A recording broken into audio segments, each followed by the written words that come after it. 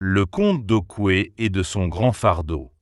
Il était une fois, dans un village reculé d'Afrique, un homme du nom d'Okwe.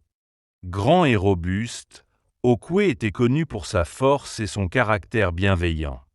Cependant, malgré ses nombreuses qualités, il n'avait pas de compagne.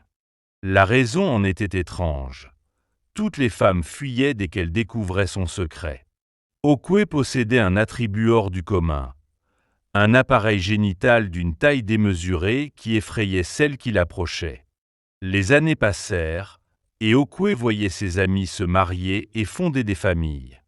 Sun cur etate lord de tristes et de solitude. Les femmes du village chuchotaient à son sujet, évitaient même de le regarder. Okwe consulta les guérisseurs et les anciens du village, espérant trouver une solution à son problème. Il pria les esprits de lui venir en aide, mais aucune réponse ne lui parvint. Désespéré, il se résolut à partir à la recherche d'une solution. Un matin, Okwe prit son baluchon et quitta son village.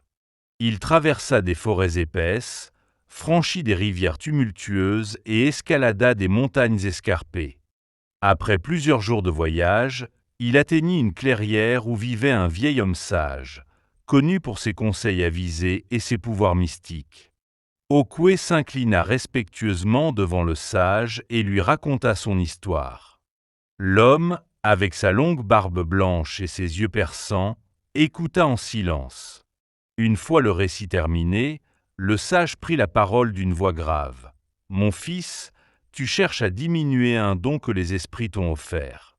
Ce que tu dois apprendre, c'est comment vivre avec ce que tu considères comme un fardeau. » Il remit à Okwe une potion spéciale et lui donna un conseil. Ne cherche plus à changer ce que tu es.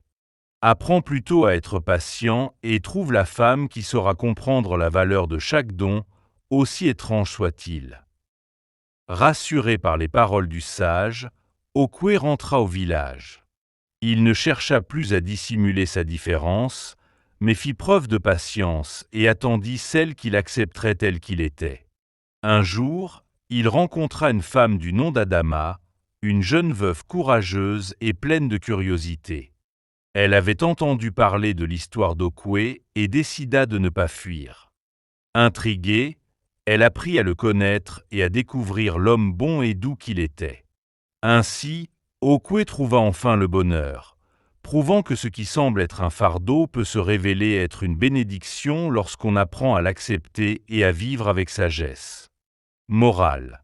Chaque être humain a ses particularités, et ce qui peut sembler être un défaut peut devenir une force, à condition de trouver ceux qui sauront apprécier la véritable valeur des choses.